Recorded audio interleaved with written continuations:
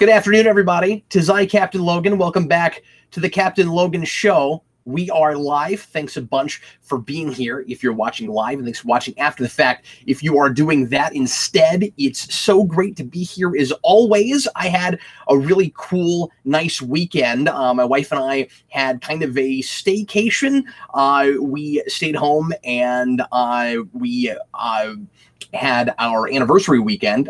We went to a play, and we went to Deadpool 2 again. Sarah hadn't seen that yet, so I took her out to see that. We watched a bunch of rated R movies that Sarah has not gotten a chance to see that we can't watch with the kids around. So we sent them off to the grandma's house, and we had kind of a nice little vacation here at the house, and that was a lot of fun.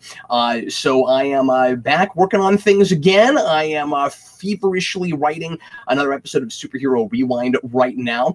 Blue Dragon 5 says, we're not right now. I'm talking to you guys right now. But before this, I was working on that. And then after this, I will also be working anniversary. Actually, we celebrate our anniversary week early. So our anniversary is actually this coming weekend.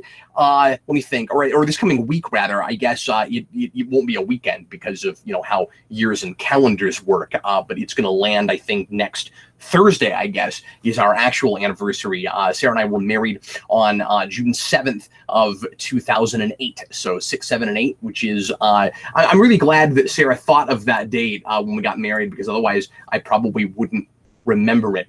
Anyway, I want to say thanks a bunch to Robert Emmett today. He is chat moderating for me. So if you have anything in the comments that you need to ask about, things that are going on there, or you just want to say thanks to Robert for moderating, he's the guy. He's in there and helping us out today. Danny is busy with something else today and couldn't make it. So first time he's not been here.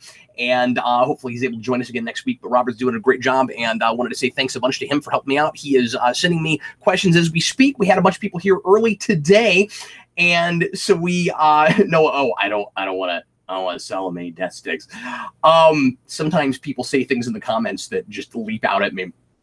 So anyway, we had a bunch of people early, and questions were already flying out. So as always, I'm going to knock out as many as humanly possible. But we already had a good chunk before the show even began.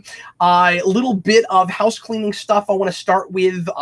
Usually we would be shooting the Geevolution Omnibus this weekend. I'm going to need an extra week on this show for various reasons. The main one being not to talk too much about like personal life stuff or things that will bore people. But I'm doing a big yard sale in a couple of weeks, and I don't want to be working on that at the same time as I'm trying to set up for an omnibus. So the weeks just fell in a bad place. So I need an extra week so that they're going to fall right. But also, like I said, because I just took a vacation this last week and I haven't been working on channel stuff, watched a lot of movies, but things I've spoken about already. Really not anything new to talk about. So if you have requested something with the $20 Patreon request here, and you've been waiting for that to get talked about, never fear. I'll be talking about more stuff in a couple of weeks. So not this coming Sunday, but the Sunday after we'll be recording that, and then videos will start coming up immediately, or as close to immediately as possible right after that. And I'm going to be mostly dealing with requests on that. So anyway, a lot of people in the comments wanted me to talk about the Spawn movie. I guess I will probably lead with that. Obviously, we'll be talking about that on the next Omnibus too, but it's going to be a couple weeks. So don't mind talking about new stuff today. And usually I do that a little bit, but I try not to weigh too much in on things that I know we're going to talk about later on. Today is just an open forum. I'm going to talk about whatever you'd like me to within reason. It's an Ask Me Anything show. At the beginning of the show, I'm going to start doing this. I'm going to ask you guys, don't do it now, unless and I don't know if I'll see it, so yeah, don't do it now. But at the end of the show, I'm going to ask you guys about topics that you might like to see me try to chat about next time, and we'll see if we get a really good one. And if not, I will mull it over, but probably another theme show next week. So anyway, it is great to see everybody. Jeffrey Patron says, the biggest sale of yards the world has ever seen. That's right. We stack them up, man. We got all these yards here. We got yards. People look at my backyard and they say, Cap, why do you collect yards? You already have a yard, but you have to put yards on top of your other yard. And I'm like, well, because every year I like to have a yard sale, a sale of yards. I actually don't do it every year, but we have a bunch of stuff piled up right now, kind of out of space. Got to have a yard sale. So anyway, let's go ahead and get into it. A bunch of people asking about Spawn. Like I said, let's start there. Looking for a specific question about that. Let's go ahead and just generally talk about that. Blake Preston says thoughts on Spawn's $10 to $15 million budget. A lot of other people asking, of course, about the casting choice. We know who's playing Spawn now. So here's the thing. That is not at all a surprise. Todd McFarlane has been hinting at that casting forever, and it's just not at all surprising. I guess I don't know why names are not coming to me right now. I apologize, but why can't I think of his name? Somebody throw it out at me because I can't think of things right now. I gotta get into things here. Anyway, so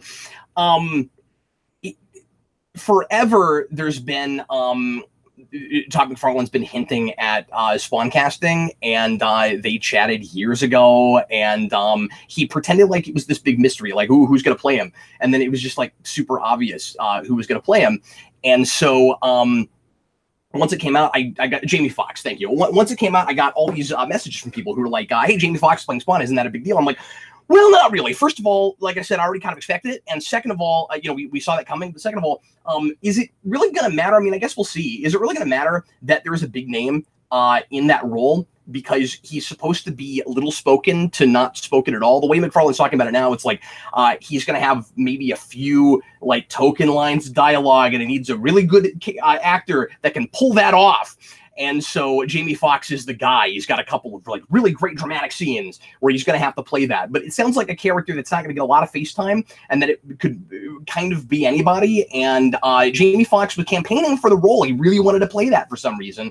And so I'm glad he got it. I hope he's not disappointed, because I'm not expecting anything from that movie. So for those of you, I'm sure most people watching this know about Spawn Gear and know that I spent a couple years of my life studying Spawn, reading Spawn, writing about that. McFarlane's not a good writer. I can't imagine that he'll know how to direct the movie. He might surprise us. He is a visual guy, so he might be good at setting up shots and having cool ideas for cinematography and what things should look like. But he's not a storyteller. He can be an okay visual storyteller when he's got something else to work with, I suppose. But I just really wish that, and I've said this before, but I really wish that he'd handed it off to somebody that knew what they were doing and had a great story to tell. And, he talked about how long the movie was originally and how much you had to cut it down. And it was like he boasted 100 scenes in a couple of hours. Oh, yeah, that's great. Like every 30 seconds, you're going to cut to some other scene. And I'm sure a lot of them are going to be completely superfluous and unnecessary. And it's probably going to be like a story that you could have told in 20 minutes. It's probably going to be like a short film stretched out to 2 hours, because the whole idea is supposed to be Spawn in the background as a boogeyman. He's been talking about this for like 20 years. This is the kind of Spawn movie he wants to make. And don't get me wrong, I like that idea with somebody that knew what they were doing and how to tell that story effectively. So when I hear, oh, Jamie Foxx is playing Spawn, I'm like, well, we'll see if he gets anything to do and if the story is remotely coherent. And keep in mind that he's going to be in the background, apparently. Like, basically, Jamie Foxx is signed on to be the kind of scary bad guy in the background. Obviously, probably not a straight up bad guy, but basically, like the slasher character in a horror film, because that's kind of the way he's talking about it. The Blumhouse thing I've talked about, the small budget and all of that, but I'll say this again. I am excited about that. Again, I would be if I thought that there was any potential that this project would end up making any sense at all. What McFarlane tends to do is he'll tell a 3-issue story in about 30 issues. He likes to really take his time, and it's not decompressed so much as just a bunch of fluff, a bunch of nothing, a bunch of kind of atmosphere, and also just dull, boring exposition. And sometimes he'll even retcon a bunch of his exposition. So you'll read all these issues that don't matter to get to the one big scene at the end that often doesn't even make any sense, you know, when we get there. So anyway, it's a thing that I'm gonna have to, I'm sure, keep talking about, because every time there's any development, people want to hear me talk about it, and I want to be excited about it. I want to be looking forward to this movie. I'm not, unfortunately, but we'll see what it's like. G Stone says I'm too hard on McFarlane. I'm sorry, I don't think I am. I lived with Spawn for far too long. The man needs to play to his strengths. He's just not a good storyteller. He doesn't seem to really like telling stories that much. You know, he's a wonderful artist. He's got good ideas, but he doesn't know how to implement them. And I just wish that he would work with somebody that knows how to tell stories, throw those ideas at him, and then let them, you know, really generate. Blake Peterson says I'm too soft on him. See, I can't make anybody happy. I love a lot of things about McFarlane. That's the thing. McFarlane for me is like Smallville, right? I have a major love-hate relationship with both of those things, where I'm really hard on them, but I keep going back to them because the things I love. I really love. Kevin Spacey says, "Oh, you still like Spawn?" I mean, I like what Spawn looks like. I like the initial, you know, concepts in the mythology. I like a lot of the basic constructs of characters he created. But not the stories majoritively, and certainly not the continuity on the whole, such as it is. So anyway, that's my initial weighing in on the Jamie Foxx thing. The other thing is Jamie Foxx has a history of really hit and miss project picking. He's been in a lot of great things, and he's been in a lot of not so good things, and he doesn't always pick the right projects. And so I don't have any faith. I'm not saying that the movie will be bad because of that, although it's hard for me not to jump to that. It's already, oh, Jamie Foxx picked this project, it's probably not going to be good. That's not fair. It's more like just because he picked it doesn't mean I should have more faith in it now. That's what I think. Okay, so, but like I said, Eric and I'll talk about that again on the omnibus. Mohammed Anwar, hey Cap, just wondering if you finished Krypton yet, and if you'll do a review of it. No, I've only watched the first like 3 episodes. I'm behind on everything. I just haven't. Full disclosure, I've not been watching anything really lately beyond stuff that I've been watching for Omnibus. So if you haven't seen me talk about it on the Omnibus, I either haven't watched it or it's not a thing that I feel like is really appropriate for the channel. You know, we're talking about. So, or you know, like not, you know, genre or just of enough interest for folks on this channel. So, you know, occasionally I watch documentaries and things that I don't necessarily talk about. But as far as, you know, scripted television, I'm not really watching anything that I haven't been talking about. I am going to watch that first season. I'll pick a week and binge it and try to talk about it maybe a little bit on the channel, but I'm still interested in it. As I've discussed, it's a really weird thing. I hate the easy time travel thing. I hate I hate that we feel like we have to do that just to get Superman in there and talked about so that more people will watch it. Why can't it just be? And that's not helping, I don't think. I was a little surprised it got renewed. I don't think it's been doing great. For the numbers for Sci-Fi, I guess, are kind of average, but I will be surprised if it goes beyond a second season. The response has been pretty lukewarm, which is kind of what I expected after seeing the pilot. And I'm curious. I mean, I am curious about it. I didn't hate it, and I think the production values are pretty good, and I like what it looks like. I like a lot of the acting on that show. It's not terrible. It's not what I wanted, but it's not awful. But yeah, so I'll talk about it after I've watched that first season. Blue Dragon 5. Hey Cap, how would you approach Superman year 1? Also, how do you think Frank Miller will? That's an interesting question. I don't know what exactly I would do with the Superman year 1. That's sort of like just going back to a Superman origin story again. Except I guess as a year 1, you probably skip Krypton. But the big difference between Batman and Superman is prior to year 1, we hadn't really done that story with Batman, or if we had, it wasn't a significant thing anybody talks about. I mean, I'm sure there's, you know, little snippets and background and things that we have done with early Batman before, but year 1 was kind of a big deal because it was what would the early days of Batman look like. Superman, we've done this over and over and over again. Usually when you get like with John Byrne or with who else am I thinking of? Jeff Johns.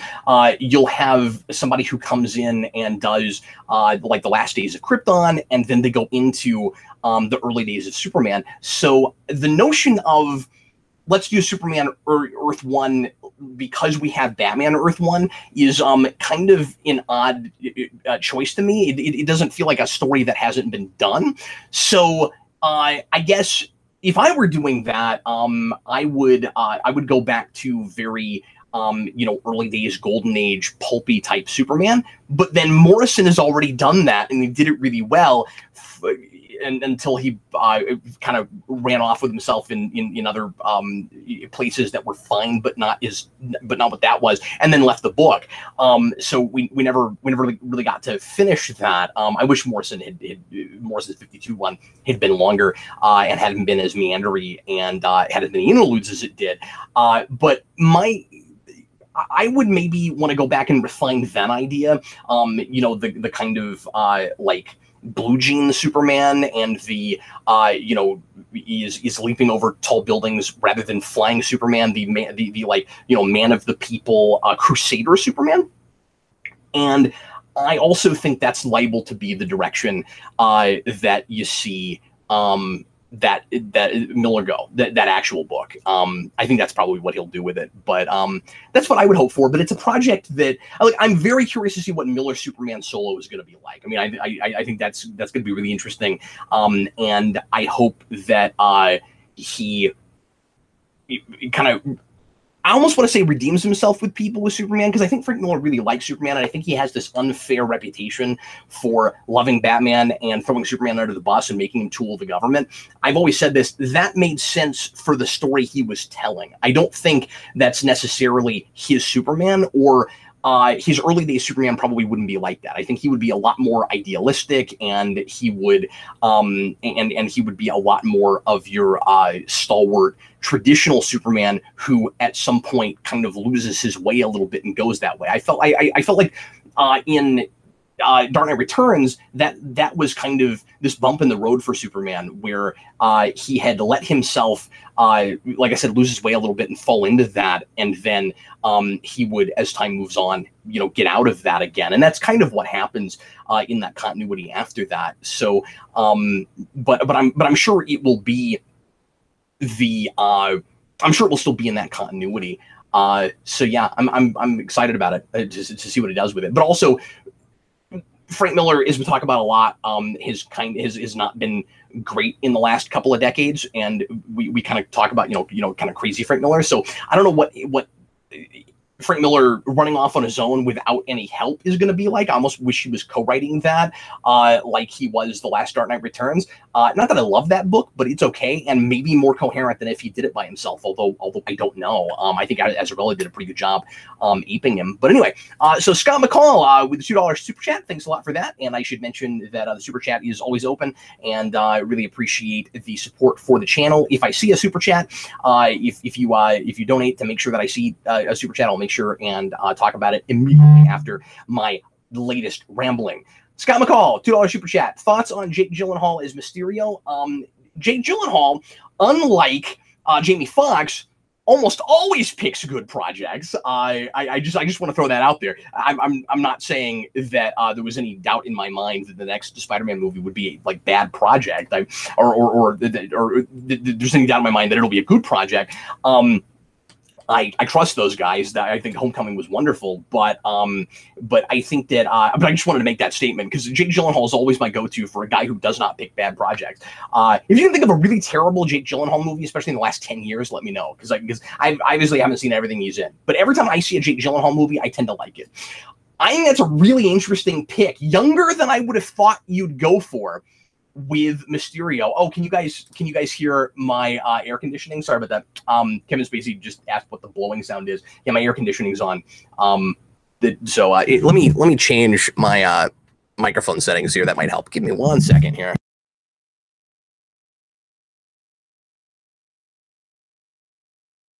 Helps a little bit. If we have any sound issues, let me know. But anyway, yeah, Gyllenhaal's a wonderful actor. I think seeing him play bad could be really cool. Yeah, I'm really excited about it. I'm sure they'll reinvent it like they did with Vulture, and it'll be a very different thing. And Spider-Man villains are very reinventable. There's a lot of different things you can do with it. With Mysterio, he basically the skeleton of that character is pretty much just he's a disgruntled guy that used to work in special effects. If we keep that, it's still Mysterio, and you can kind of do anything else background-wise you want to with him. I hope that he's another street level, you know, again, disgruntled guy who's been kind of screwed or cheated by by society, like the Vulture was, who's not a bad person, but lets himself go dark because of you know, some kind of societal issue, without it being just the Vulture story again. I think it would be I think it'd be great if that was the big thing that all the major street level villains had in common, is that they were just guys trying to do a job, you know, kind of blue collar guys trying to work, and something happened to them. But then again, at the same time, it could be the same story again. You just got to be careful with that. But anyway, Game Station 3 with a $5 super chat. Did you watch the videos I sent you that defend BVS? I thought they would be nice when you do research for the superhero one. I got to be honest with you, I haven't, and I probably won't. I don't tend to watch a lot of other folks' criticism before I write a rewind. I just want it to be me and the movie. And I get this question all the time, like, what reviewers do you watch? Who in your field do you love? And I'm sure a lot of people don't like this answer, but I don't watch a lot of stuff.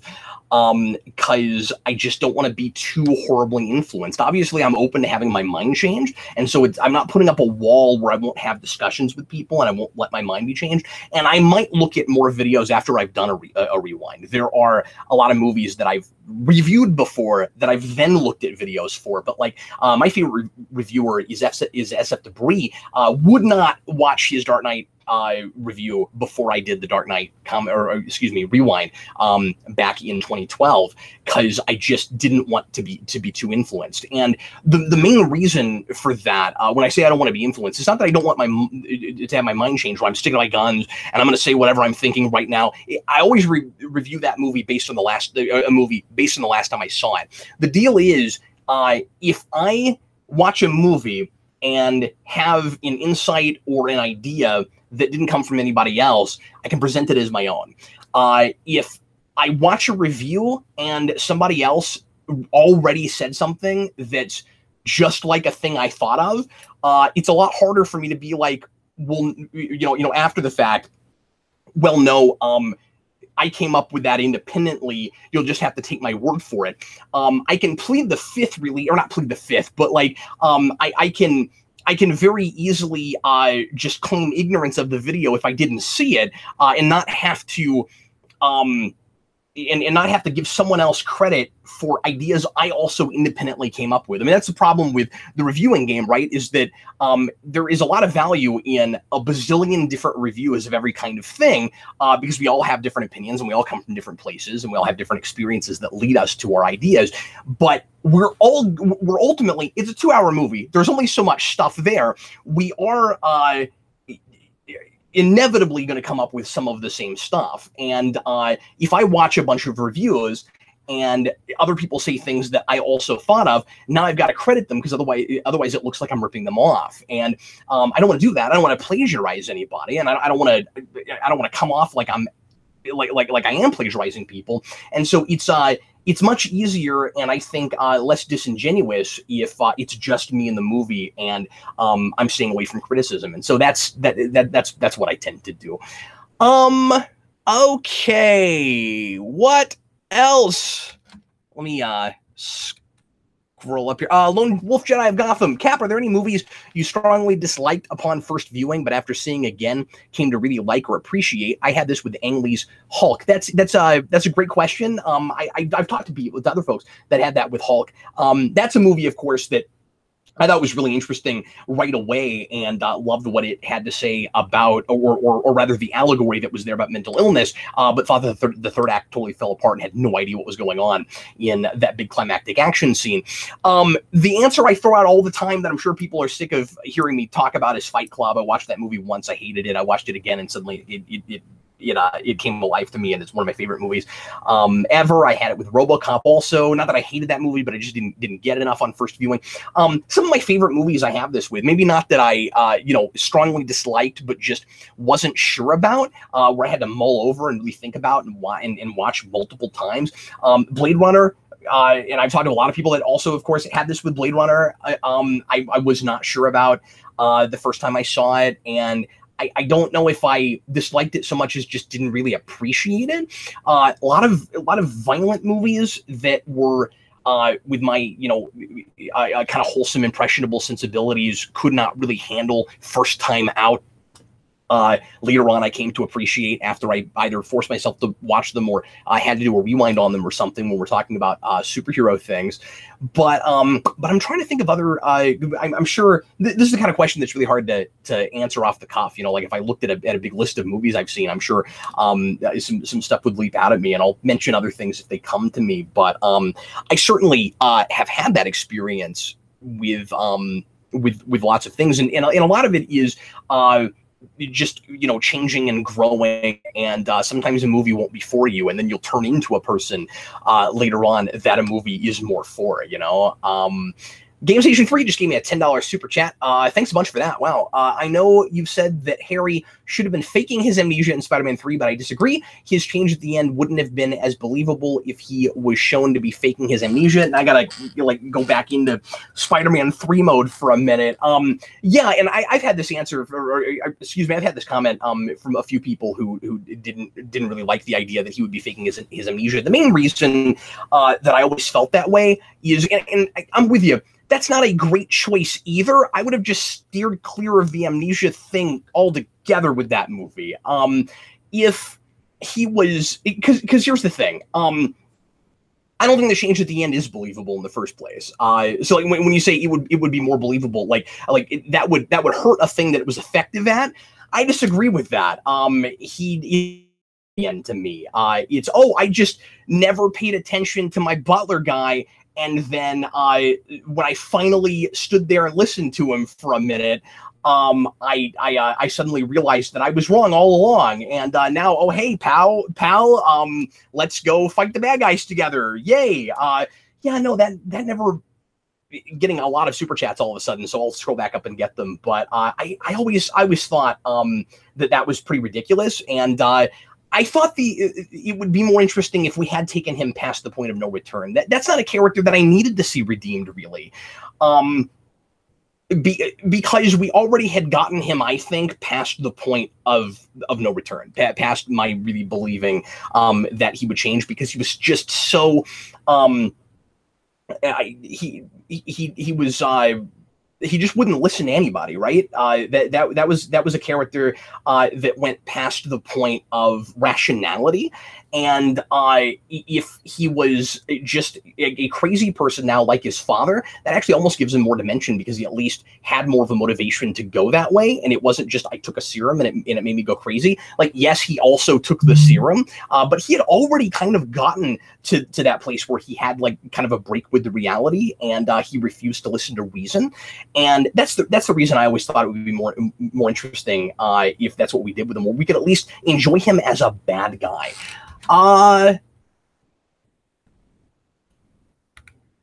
We got a super chat from Magpie 299 super chat. Thanks, buddy. Appreciate it. He just says, see Solo. I did see Solo. I saw it last night. I'm going to be doing a spoiler chat about that tonight. It won't be live, but I'm going to record that with Dan and post that probably tomorrow. It'll be apart from Omnibus. I wanted to go ahead and get that out since the Omnibus isn't going to come out this next week. I didn't want you guys to have to wait, a week and a half, 2 weeks to see it. So I'll probably put that in with the Omnibus in case anybody missed it or they just want to watch it, inside the playlist. But I'm going to go ahead and release that tomorrow. So, yeah, I did see the movie. Game Station 3, $2 super chat. He's still talking about Spider-Man 3. Did you watch the editor's cut? I did. Or I watched part of it. It wasn't different enough to hold my attention, and I just really disliked that movie. And it wasn't a Daredevil director's cut kind of thing where there's like a whole other subplot that's in, or major things moved around and removed. He also mentions with a $2 super chat that the editor's cut removes the Butler scene, and I didn't know that because I didn't get that far. So sure, people keep asking me about the editor's cut, wanting me to talk about that. What I saw of it, I just didn't feel like I would have enough to add to the discussion with it. And I was about to say maybe there's a lot more that's changed at the end. I at one point did read down a list of changes that were made to it. A lot of it was kind of small stuff, cosmetic things, like soundtrack things and stuff like that. And interesting that we got that. And it is probably technically a better version, but I still didn't enjoy watching it. And so Eric and I tried to get through it. We watched half of it and we just were bored and had better things to do. And so that's why I've not talked about it. So if you think that that cut is way better and fixed a lot of issues you had with that movie, that's great. Halfway through, I still thought it was a really boring slog, and a lot of the deal breakers for me with that movie were still very much there. Okay, let's do some regular comments now. If anybody else wants to do a super chat, I will answer those. Post haste. William Parcell, Cap, there's a lot of people saying Kennedy and other Star Wars films have been abusing fans. Probably producers abusing fans on social media because they had criticisms about the films. Have you heard about this, and what do you think of it? Yeah, I've heard rumblings about that. I haven't looked into it, so I don't really want to weigh in on that at the moment. If that's going on, that's awful. I mean, I wish they could just, take criticism and move on, and either stick to their guns and put out what they really want to put out, and hope that that's good enough for their audience. If they're making enough of the kind of money that, and I know they're not, but I mean, like, if they can continue putting out precisely what they're wanting to make and they're okay with the take, then they don't need to change anything. And if there's a significant, if criticisms of those movies are significantly hurting their bottom line and there are changes they have to make, then the producers that are, if this is happening, that are, I guess I am weighing on it. If there's bullying happening from on high, basically saying, you viewers don't know what you're talking about. You need to just accept our movies for what they are and don't say anything negative about them. That's not fair, and they should, I don't know, just if they're not happy with the criticism, they should either ignore it or they should move on and work on something different. That's how I feel about it. It's I just think that's unprofessional if that's what's going on. Game Station 3, another super chat. Thanks, buddy. $2 super chat. When are we getting the rewind for Thor: The Dark World? I'm not sure yet. That is one of the Marvel movies that I've already reviewed movies, after it, because I haven't been doing those in any kind of an order. And the last few I did as goals for Patreon. So I may make Dark World a Patreon goal. I don't know if there's enough interest in that for it to make sense to make that a goal, because I know a lot of folks feel the way I do, where that's kind of a dull movie, and I don't know how much they just can't wait to hear me talk about that movie. But I have been getting a lot of requests for it lately. So yeah, that's I will either do it that way, or I will put it as one of the options for a poll with the Rewind selection board in the not too distant future. But I've been doing a lot of big movies lately, a lot of major studio movies. I kind of want to do some smaller stuff soon, and I still have other requested things I'm going to have to do pretty soon, some of which I can't talk about yet, or I don't want to talk about yet. But we did finally meet the goal, and I wanted to talk about this too. We did finally hit the goal for the top 50 performances video, which I'm really stoked about. So I'm working on a list video right now. That's going to come up in the next couple days. I'm getting close to finished with it. And then I'm going to have to do a couple of requested reviews, reviews I got requested with donation. Thanks a bunch for the couple guys that did that. And then I've got what else is in the queue right now? Dark Knight Returns is still in the queue. That was from a poll last year from the selection board, so I got to do that.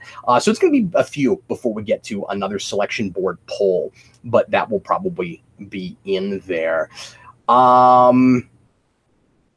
Yeah. So anyway, William, or sorry, Jeff Patron, sort of a Legion update / question. Did you know the kid in the boarding school Deadpool talks to is one of the young Davids for Legion, or that Legion may get canceled? And I didn't know that. That's interesting. Man, I hope that show doesn't get canceled. Just as I'm finally starting to watch it, I say that I watched the pilot. I've got to get back to that show. I'm sorry, I don't have any insights on Legion yet. I just haven't watched any more of that. But I want that show to last at least long enough that Patrick Stewart can maybe be in it, since there was talk about that. Connor Nielsen says, do you prefer a good story or good storytelling? It's an interesting question. And I question the premise of the question a little bit, just because this is one of those questions I get where I'm like, I don't want to talk off the cuff about this. I want to sit down and write about it. Like when I get something like this, I always come to a more definitive, solid opinion if I write an essay about it or something. But the question I immediately have, so I'm going to answer your question with a question. The question I that pops in my head immediately when I read that is, can you have a good story with bad storytelling? Like, you can have a good skeleton of a story. I've been criticized for this before, where I'll review a superhero movie. I'll review a movie on Superhero Rewind, and it won't be especially well executed, but the kind of trappings of a great story are all there. And sometimes it's maybe subjective as to whether or not it effectively made all the things that I found clear, and that's totally fair. Like I'll get into writing about something, and maybe I'll latch onto something that other people didn't, and it wasn't explicit enough. And so then there's always a question of, okay, but like is that not, is it in the story? Because I mean, obviously I try not to talk about things that aren't at all in the film. But like, if it's not enough at the forefront, how effective was it at it really? So like that is absolutely fair. And there's an argument that can be had with that. But if storytelling is all about communicating. So if you have, so I would argue that that most of the time with a thing like that, if it's just a germ that I latched onto, but it's not brought to the forefront enough, it's still not a real good story. It's the genesis, it's the basis of a good story that just didn't come out enough to the fore. So I almost want to cop out and say, well, I got to have both. I have, of course, seen a lot more examples of a bad story told really well. Not to give, not to front load my opinion too much yet with Solo, but I felt like that a little bit with Solo, where I didn't feel like that was a great story, but I thought it was told remarkably well. And I don't even know if that's a horrible story, but I'll talk about it with Dan later. But that's, but anyway, so I think it's easier to tell a bad story well than it is to tell a good story poorly, because I think in trying to communicate it, it's hard to even tell that it's a good story. Where if the right person competently came in and looked at the skeleton of what you were trying to do and presented it to me, oh, that's what you're trying to do. Okay. And more often, I think that's what happens. So I feel like I got to have both. But at the end of the day, I guess I have to say I prefer if I have to, gun to my head, I guess a good story over good storytelling, but I really resist the notion that is a very easy thing to do. Scott McCall, $2 super chat. Thanks, man.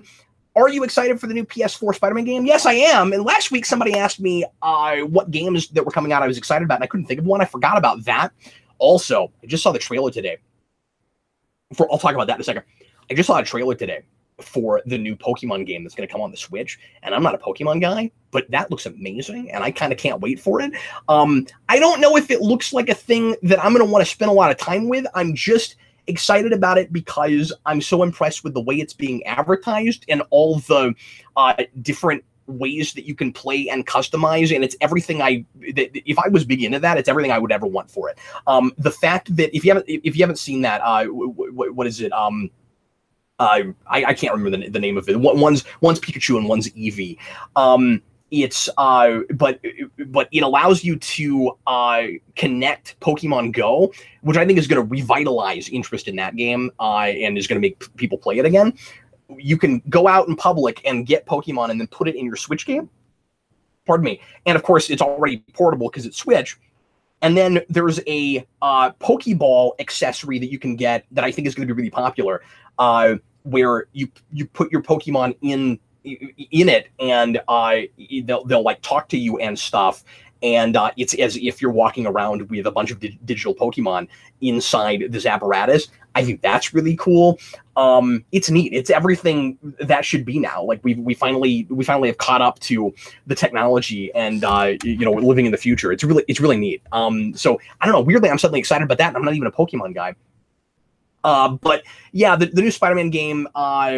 It better be great, because the advertising for that game has been fantastic. We got to see the first 15 minutes of it at E3 last year, 10 or 15 minutes, and it looks like it's going to be Arkham all over again. It looks like a big sprawling game. It looks like a really story-driven game. It looks like it looks like it gets the core of what Spider-Man's all about, and it looks like it should be a blast. It looks like it's going to take a lot of hours to play. And there's going to be plenty to do. And if it's not one of the best things that comes out this year, it's going to be a huge letdown for people, because the hype is real with that game. So let me answer some more questions here. We have about 20 minutes. And I feel like we just sat down, so I don't know what that's about. G Stone says, I plan to watch Buffy. Good for you. You should. Buffy is wonderful. Me and Eric keep talking about doing a Buffy marathon live. We still haven't gotten around to it. I still want to do that. Night Watch Gaming, I'll answer this real quick. What's your favorite game for the Switch so far? It's still Mario Odyssey, I think, and I haven't played a ton of stuff yet. I've still been waiting for more things to come on that system. That's just my kind of stuff. And a lot of the things coming out right now that are things that I really want to that I would have wanted to play that are very much me kind of games, are just things that were already on the Wii U that they're re-releasing because now they have a system people are buying. But Jason and I meant to review this on the Omnibus last time and I didn't get around to it. Jason and I rented ARMS a couple weeks ago, and that was a lot of fun. That's a really neat, inventive, odd kind of fighting game. And I was surprised that it's fun to play even with a Pro controller. You don't have to motion control with that game for it to be enjoyable. And I actually kind of preferred to play it with just a controller. But I like the customizable characters, and I guess not customizable characters, but that you can use different weapons. With your character, and you have some things that are like projectiles, and so you got two arms and you stretch them out like Mr. Fantastic, and it's kind of a range fighting game, which is a thing I haven't really seen before, where you're not just shooting at each other, so it's not a shooter. It is a fighting game, but it's like a range fighter, and you have some things that are projectiles, and you have some things that like spin, and it's fun to kind of strategize. Do you want two of the same weapon for kind of double power, or do you want to strategize like different kinds of hits? And the basketball mode is awesome and hilarious, where you grab your opponent and you throw them into a basketball goal. And if you do it from behind the 3-point line, you get 3 points. I think that's absolutely wonderful. So yeah, that's a really fun game. I'm going to pick that up at some point when I get a chance. Believe it or not, I have put maybe an hour or two in. I can't even talk about it yet because I've hardly started in Zelda Breath of the Wild. I'm not a Zelda guy. I've never cared about Zelda. So impressed with the look of that game and the gameplay and the way it's weaving in nostalgia for that series with all the stuff that reminds me of early days of Zelda, and it's just a really crisp, beautiful game. But blending that with more traditional current gameplay.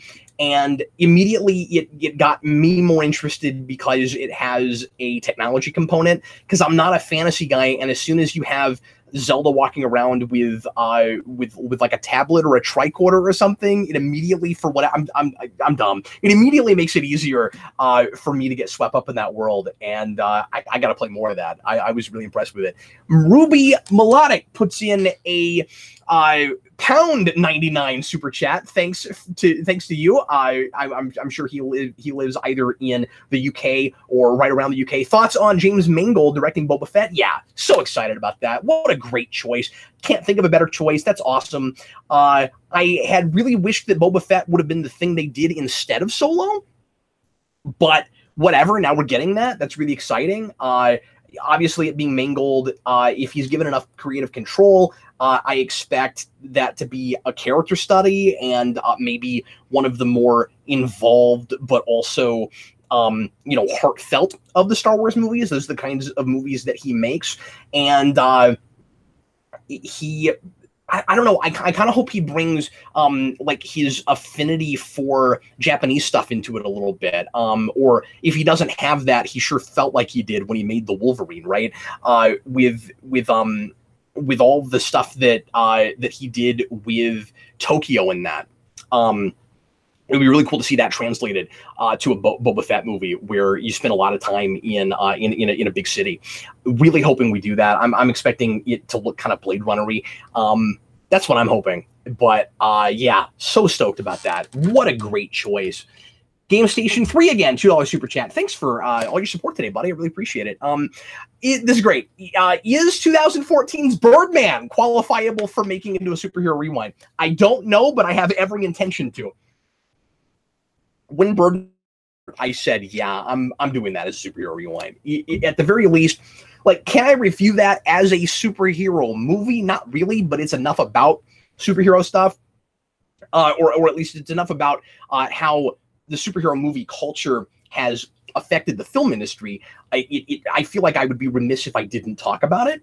And so that will be one of those where I will say very blatantly, this isn't really a superhero movie, but I have to talk about it on this show and in that format. And that's a movie that will of course be really easy, not easy, but to review, but to sink my teeth into and do in that format. So yeah, I really want to do that. I think that'll be a fun idea.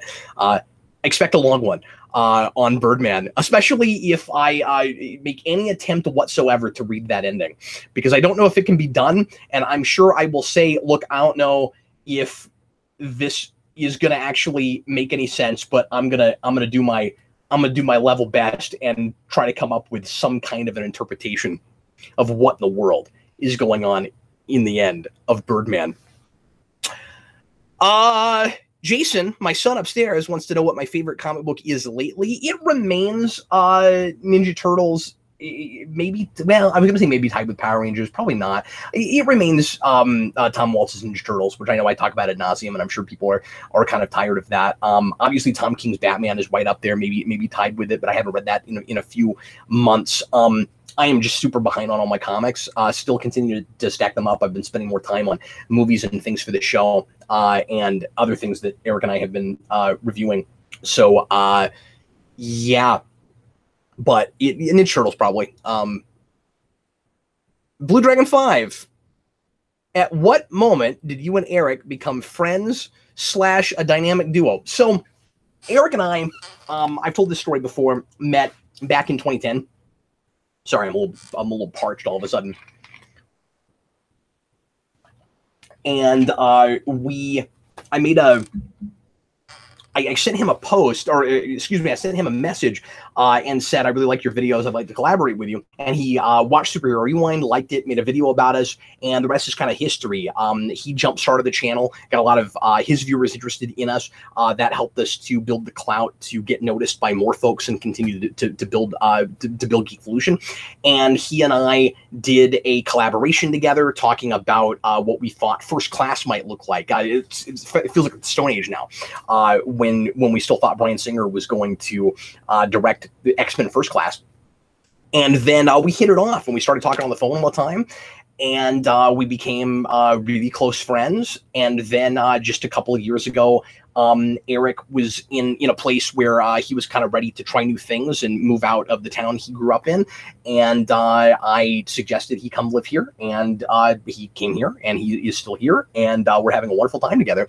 But that's how all that began. So I don't know, the dynamic duo thing. I mean, what we've always enjoyed doing together is making videos, and so from the very beginning, we started doing that. We would use that as an excuse to hang out, and then sometimes he would just call and we wouldn't make videos. We joked for a long time about just recording our phone calls and posting them as videos, which would have been difficult to do because I guess Patreon now, maybe we could have gotten away with that. But, you know, that some of that might have been too personal. I don't know if we really wanted to do that, but Eric never seemed to be worried at all about anything he said and anybody finding out about it. And so he would not have minded that. And but you know, there would have been swearing and stuff, and so we couldn't actually really post it on the channel, but we joked about that for a long time. And then, you know, he's kind of, you know, filled the void that Vince left since he got here, probably just because it's convenient because he's here. And what we've always, like I said, what we've always done fun is commentaries and discussion videos, and so that's just our fun. And it's become more of a job for Eric since he moved here, just because I've asked him to do more, and he's kind of treated it as a second job. And he you know, he does take a cut from the channel's profits, of course. And so it's but it's really fun, you know. So now his fun is tied into his work too, just like mine is. And he works at a retail store that sells geeky stuff, and so he has very much that thing that I do. Okay, Cinematographic. Hey, Captain Logan, if DCEU Lex Luthor is recast, and since you like Smallville X, how charismatic do you think Steven Dorff would fare as a successor to Michael Rosenbaum Lex Luthor? That's interesting. So I guess I know him from Blade, and I don't know what else I know him from. I know he's been other things that I've seen. He would make a fine Lex Luthor. I think that's true. He's a little bit older than Rosenbaum was when he started. He's like in his mid-40s. I think he's like 44, 45. He's not a bad pick. I don't know that I have anything else to say about that. How charismatic would he be? I don't know. He seems like a pretty charismatic guy. That's a good choice to me. I think he could play manipulative and duplicitous pretty well. Ben Kelly, have you seen the new Lego DC supervillain video game trailer? No, I didn't know about this. I didn't know they were making a DC supervillain game. That's a really good idea, because the thing that was most fun about the first Lego Batman game was the villains. You'd cut in between Batman and the bad guys, and that was always the more fun side. It's kind of fun that Lego really has their pulse on what works about DC. They get that the Batman fan base is more about his villains than it is about Batman. And just looking at the Lego Justice League movies and the tropes they make fun of and stuff, they seem to just really get what makes DC and DC fans tick. And I think that is so cool that they're doing that. I'll look into it, and I will try to talk about it on the next Omnibus. Mohammed Anwar. Let me try to grab one from somebody we haven't talked to yet, guys. Chewbacca's Lover. Will you and Eric ever do an Ultimates 2 comic vault? Been waiting years for that. Yeah, sorry for the wait on that. Absolutely, we will. We've been kicking that one around lately. I can't give you a date. I don't know when. We review a trade or a series of trades together every 2 weeks. That is what we have enough time to do with all the other segments that we do on the Omnibus. Early on, we would do more, and it was just getting to be too much coordination, where Eric goes to work. He's only got so much time in his day. Obviously, I have 1,000 projects and 1,000 more I want to be doing. So we started, limiting it to just one feature, and then he and I will sometimes read things on our own that we'll talk more briefly about so that we can get more stuff in there. Ultimates is one of those, or Ultimates 2 is one of those that I would not want one of us to do separately. We want to do that together, but yeah, certainly down the road we're gonna try to finally get to that. Oh, you know what? There is a question from our moderator today that I promised him I would open with, and then I forgot to open with it. So let me go ahead and do it now. Robert wanted me to talk about iZombie, and this is not going to be like an interesting answer because I actually have it. I can't find it right off, but he asked if I've been continuing to watch iZombie and how I feel about this last season, and the fact that next season is the last. I didn't even know the next season was the last. So I'm glad that they've decided for sure when they're ending it, and they'll be able to have a definitive ending and all of that. That's great. He asked me how I would end it. I'm not sure because I haven't even been watching it lately. I watched the beginning of the 3rd season, and it continued to be great, and I loved it. But I just haven't gotten back to it. So I'm sorry, I'm just behind on TV. And weird now because I'm working more often on Superhero Rewinds, and I want to start doing more TV stuff for that. And so it's hard for me to take the time to sit down and watch a TV show that I'm not doing for Rewind. Like I almost want to wait to watch a TV show until I have the time to make it my priority, take notes on it, and sit down and write for Superhero Rewind. But I also can't do one until it's 2 years old. So there may be a lot of me not actually watching shows until they've been around for a couple of years, which I don't love, but there's just only so much time in my day. A whole lot more questions here. We got about 5 minutes. I might stretch it to a little bit longer, to about 10. I am going to skip some questions from folks that have asked questions already, try to get to some people that we haven't heard from. Hope you understand. Tank Gunner, Cap, do you have plans to do any rewinds on games besides the Arkham series? So I've talked about this a lot. I would definitely like to do some other games. They take longer. Because obviously, you know, I have to play through a whole game, and I still like to take notes on them. So there's a lot of pausing and taking notes. I should get like an assistant or someone to sit with me when I play games and dictate, because that would be faster. But that sounds like a lot of time out of someone's day. So I probably won't be able to do that. But anyways, yeah, other games. People have forever been asking me to do BioShock. That's a big one. Mass Effect's a big one. But as far as superhero games go, I've been asked about Injustice. I might do that at some point. That seems like a relatively short one to write, because that is a pretty, in some ways, it's a pretty standard gimmicky kind of fighting game story, and yet there are some interesting ideas in it. I think the comics are more interesting to talk about, certainly, than the storyline of those games. I wish, like the comics, they weren't as much about alternate realities, and it was just this kind of Elseworlds thing. But I might do that at some point. And yeah, Deadpool could happen. The Deadpool video game, that might be an interesting thing to try to write about. Some of these things have somewhat basic video game stories, and sometimes they kind of transcend that a little bit. So it would have to be not a great story, but at least a story, and not just simply a cookie cutter framework for gameplay.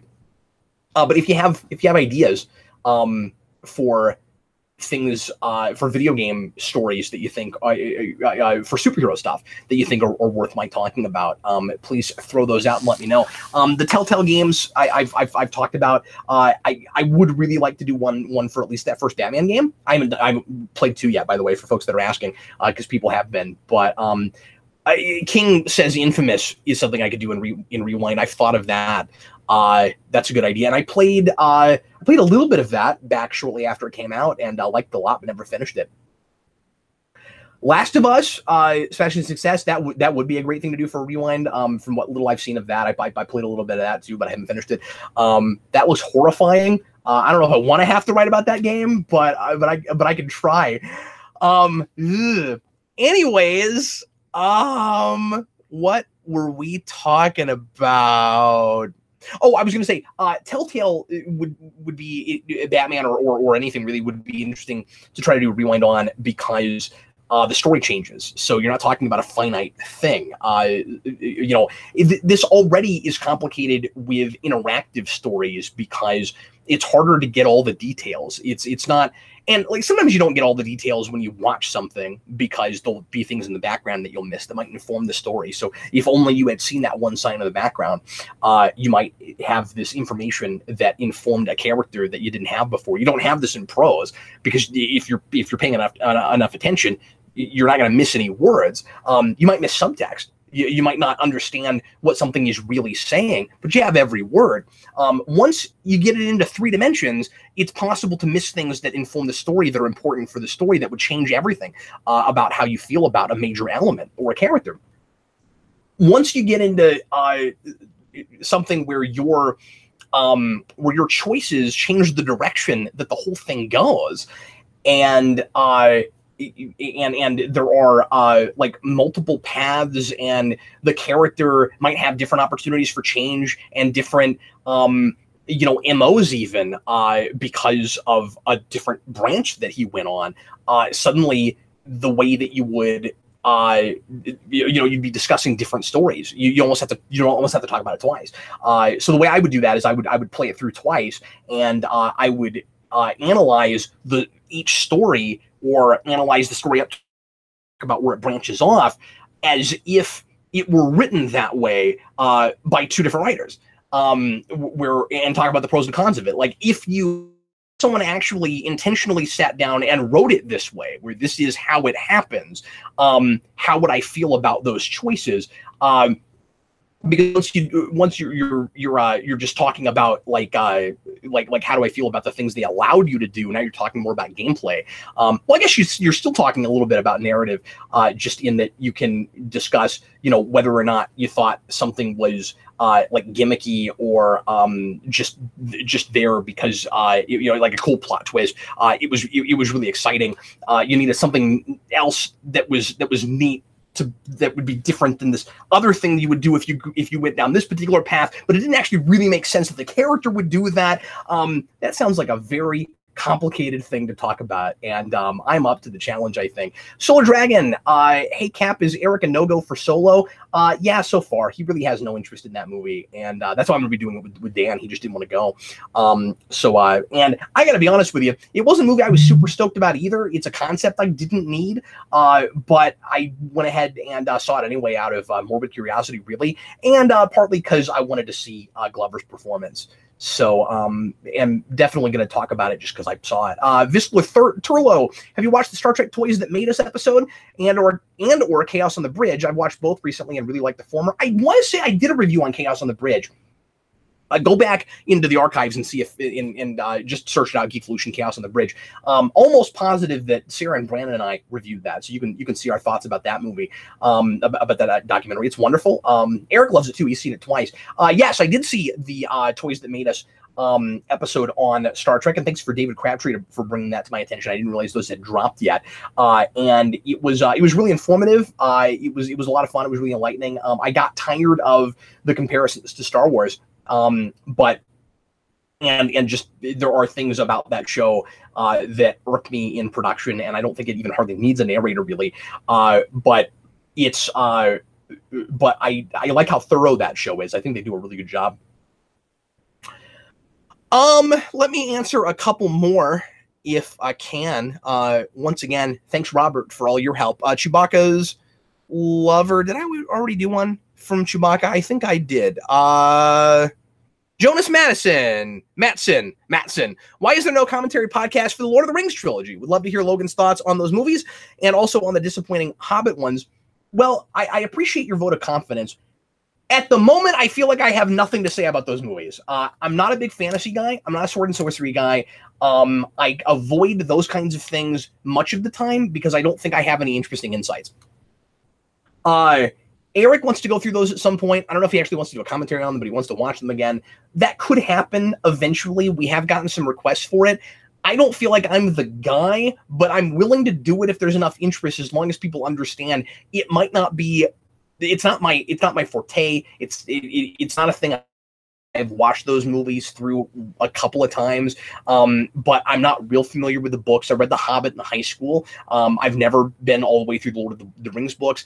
It's not my cup of tea. I talk about all kinds of things that are not my cup of tea because I have, in the last few years, spent more time with the horror genre and some other things, spy genre. I have maybe more to say about those sorts of things now because I have experience with them, but not because I have a big affinity for them necessarily, although I have grown in my interest for those things. This could also happen with fantasy at some point. It just really hasn't yet. So if we ever do that, I just need people to understand that I may not be at my best because I will be very much out of my depth with those. So my depth. Ronimus Prime 77. Hey Cap, can you and Eric review Don McGregor's Black Panther / Jungle action run on Comic Vault? Yeah, possibly. I'll look into it. Eric's been wanting to read more Black Panther, and he's got the early. Is that the earliest stuff? Is Don McGregor the beginning of the major Black Panther run? I don't even know. But he has some of that stuff. I know. He also wants to know if I would, same guy, Romanus Prime, if I would consider making a superior rewind on the 1986 Transformers movie. Well, you're in luck. Not only would I consider it, I am doing that. That is actually the next science fiction rewind. I'll be working on that post-haste I love that phrase today. Apparently, I'm like Pee Wee Herman. This is I got my word of the day. Post haste. But yeah, David Crabtree with donation requested that movie, and after I do the next rewind, that's going to be what I'm working on. So yeah. So that's what's going on. It's gonna be a strange thing to try to talk about in the rewind format. And another thing where I'm very much out of my depth because I don't know a lot about Transformers, and I've watched that movie 2 or 3 times now, but I still can't make heads or tails of some of those characters. I don't know who's who. A lot of it looks the same to me, but spending some time with it and taking notes, I'm sure I will have like 4 things to say.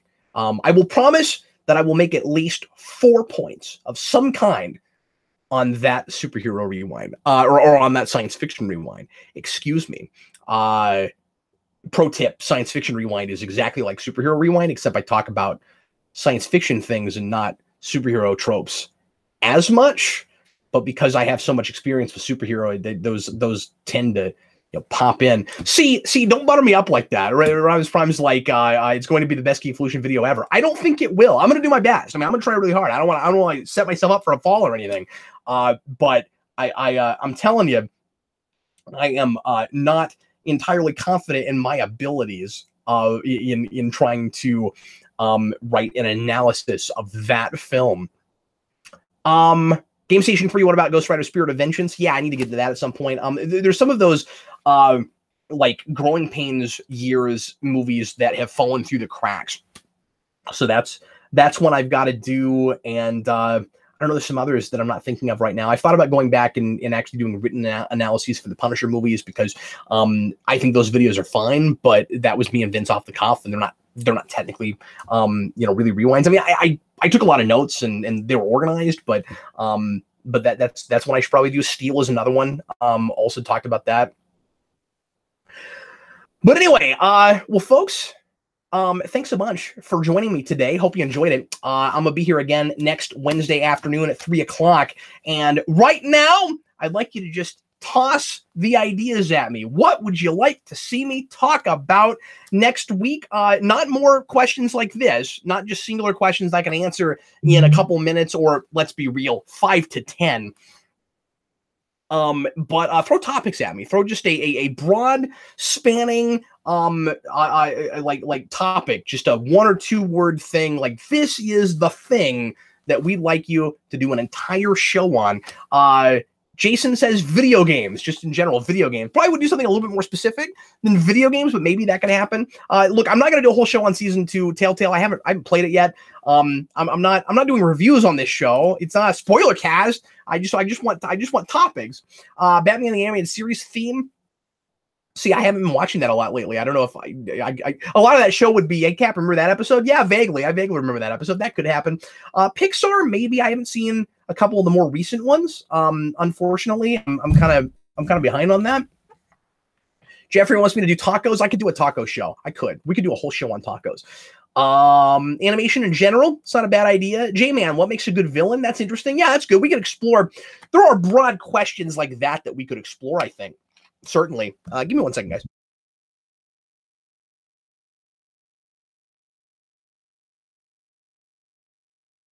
A whole lot of ideas here. People want me to do one just on Gotham. I'm not caught up on Gotham. I'm sorry, guys. I'm not caught up on any TV right now. Pardon me. Dimitri J says music, just the music show. See Coco ASAP. Yeah, like I said, I need to see the more recent Pixar movies. Do a show on memes. That's funny.